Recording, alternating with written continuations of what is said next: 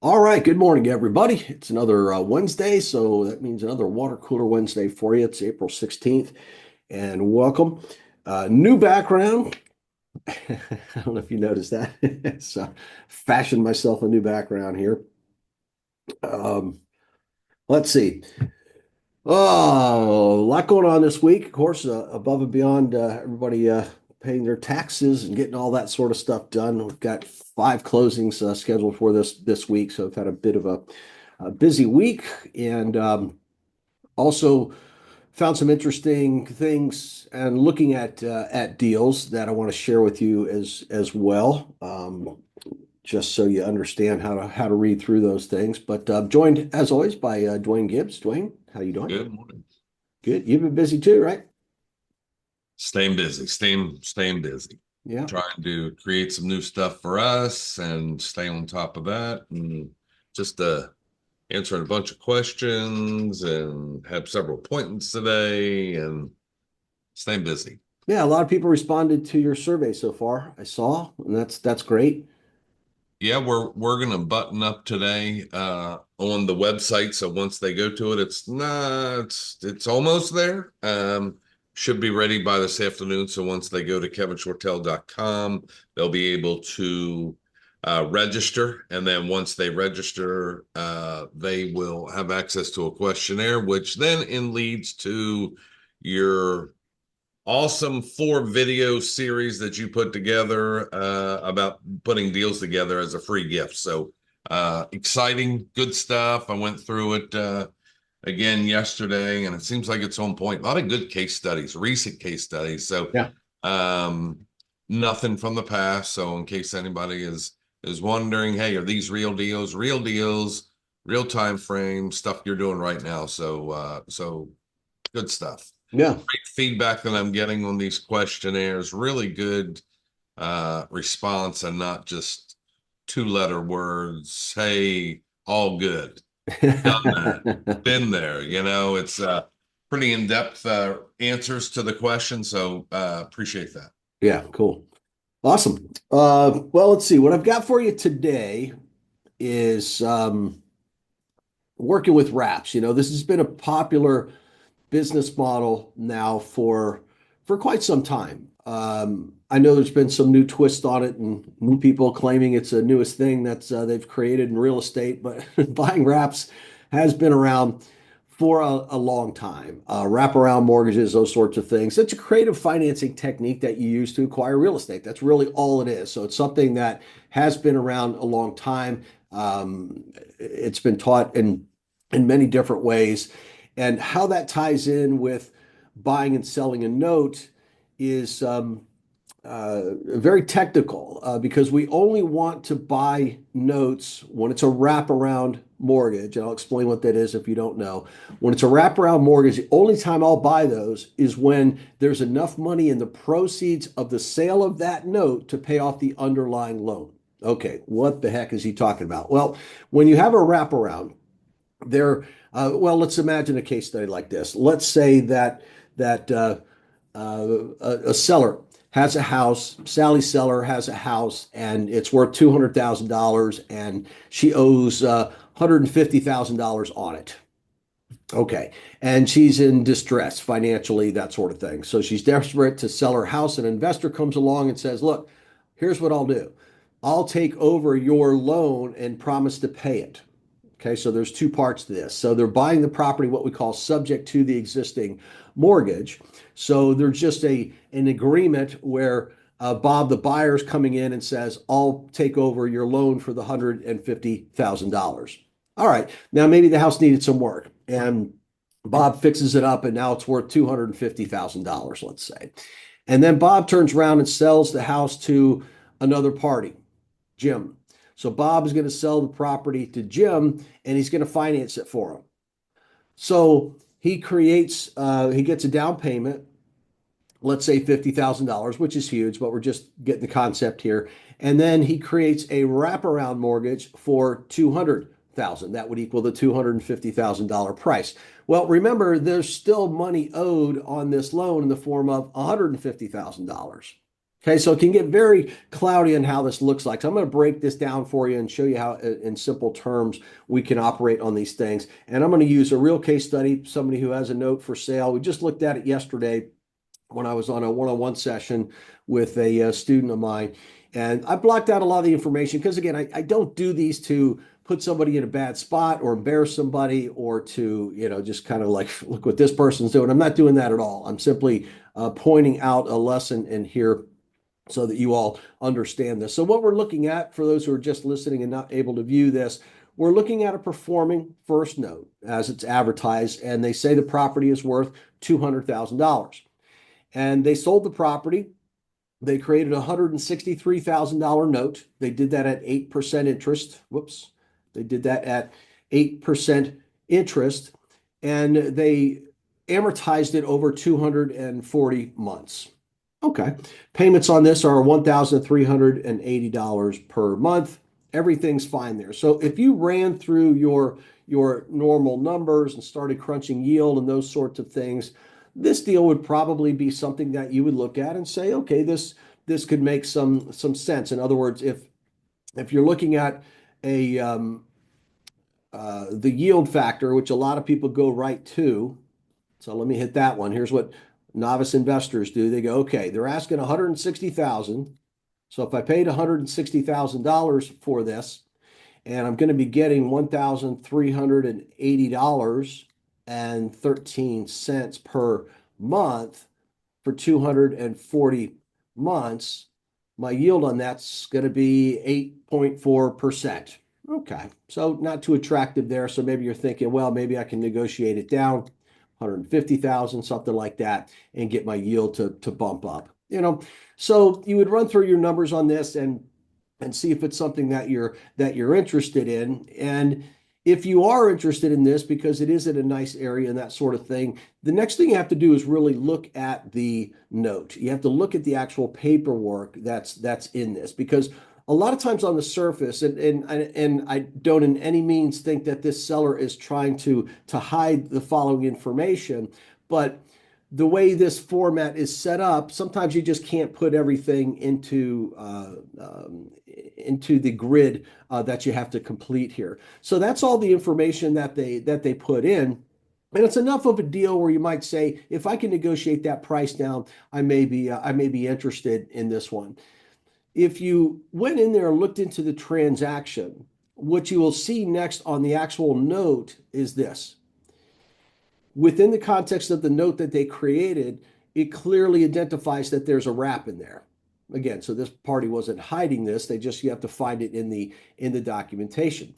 So there's an underlying loan on this note for $123,700 owned to a mortgage corporation. Okay, so the buyer, borrower in this property still owed $123,700 when this investor took over the property. The investor then turned around, sold it to another party, and created a $163,000 loan.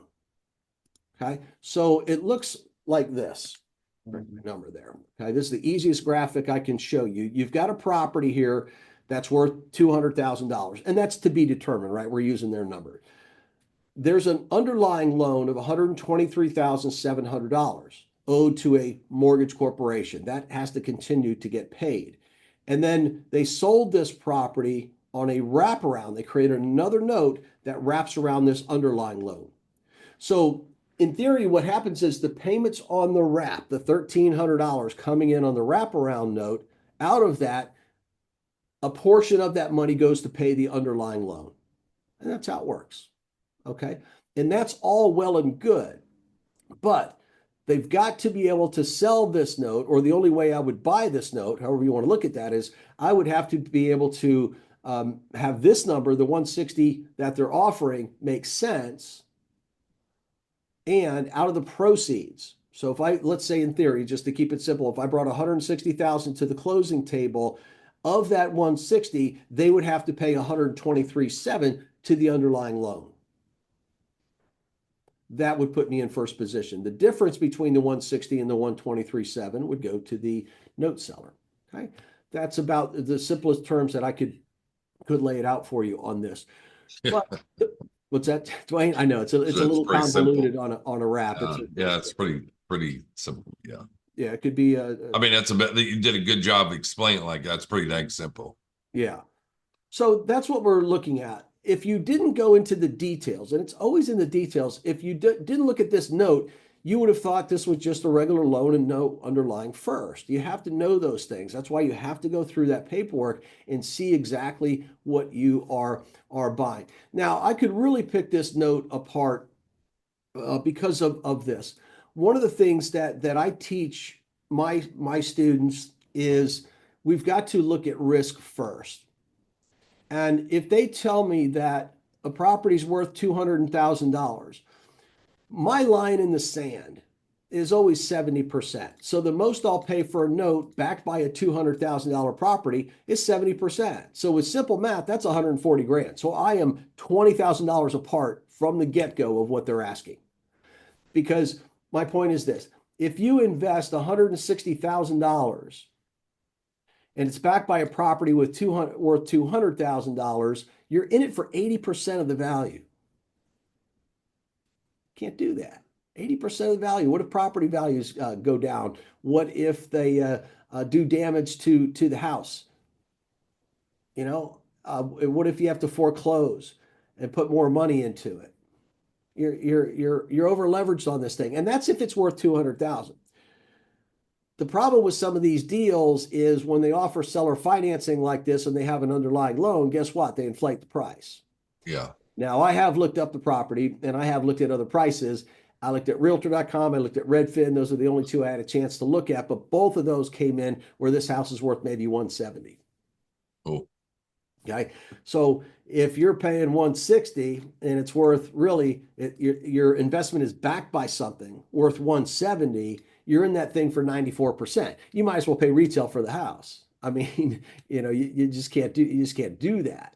Okay. So in reality, that's issue number one. So if I were to extrapolate that and say, well, maybe this person would be willing to sell this note for 140. Okay, maybe I point out to them that my ITV is too high and I negotiate down to 140 on this. Remember, they still have to pay off that underlying loan, of the 127. Or what was that one? 123.7. Is that enough profit margin for them to make on the deal or not? Probably not. Now,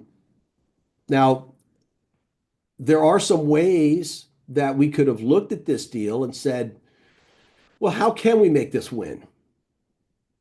Well, we know so far we have to do what? We have to lower our risk.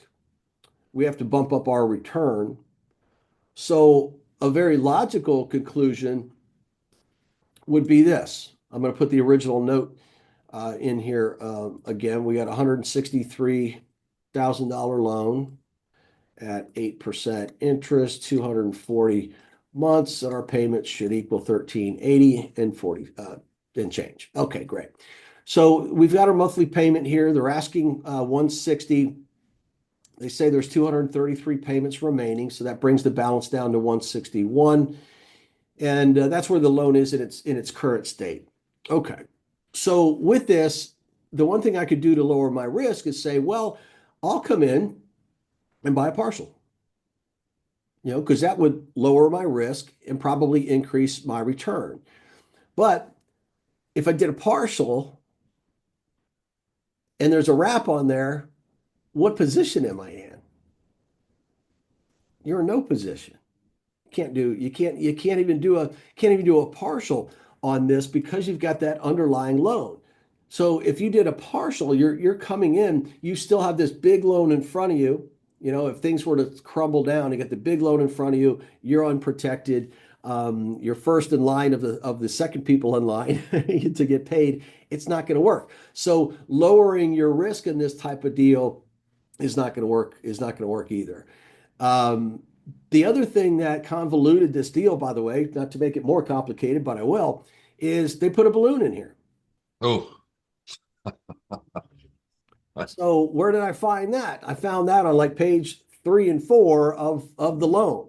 So Mm, page 1 and 2 talked about the wrap, and then it went, and we're doing a balloon on this thing.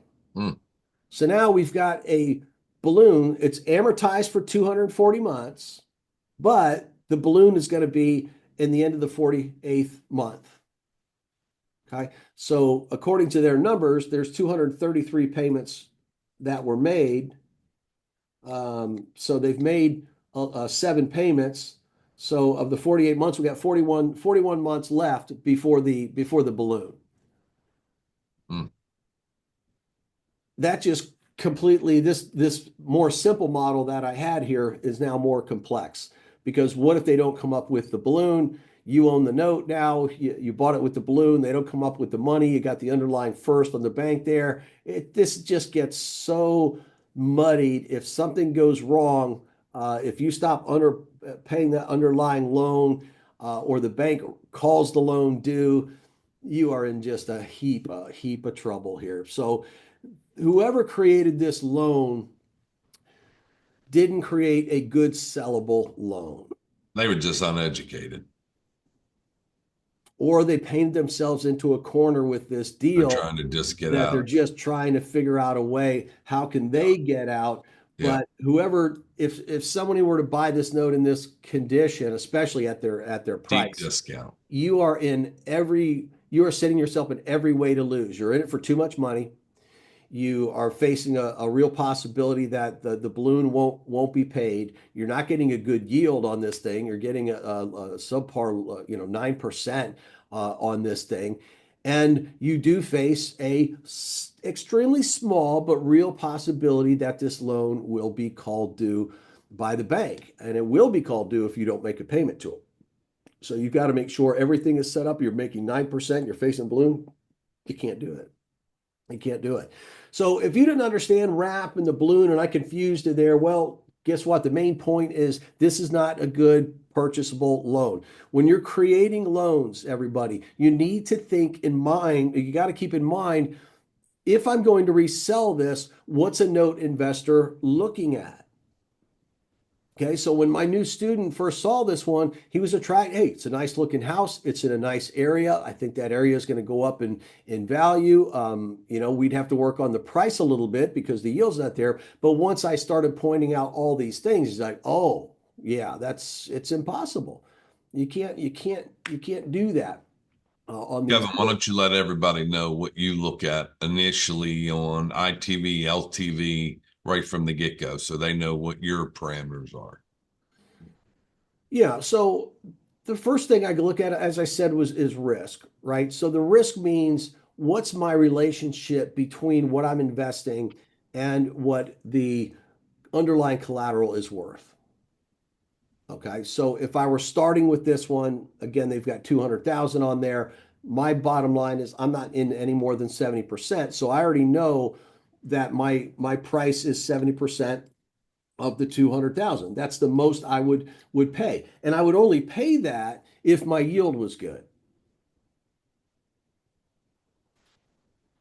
Okay, so that drops me on this one down to $140,000 just to cover my risk. So I would look at my numbers and say, well, is it worth risk wise? Okay, I'm okay with that for the 140, but is my return good? Because if my risk is good, but my return is still 8% or something like that, I'm still not interested because my yield's not there. That's your So investment it's a value. balance between a couple of different numbers here. So if I solve for my yield, it's at 10%, which again, forget all the problems with this note. If I was just looking on this without the balloon and without the wrap, 140 would be the top I would pay. And then I would look here and say, well, have they made 7 payments on this or not? Show me the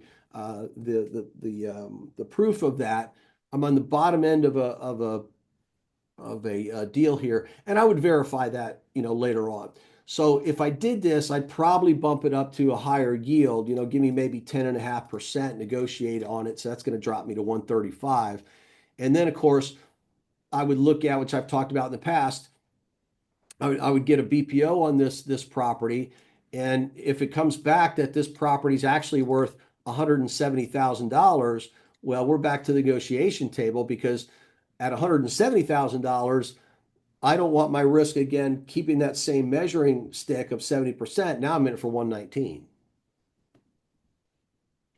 So you set these parameters. The one I have, by the way, the 70% is realistic. Um, there are different parameters on yield. I have some flexibility.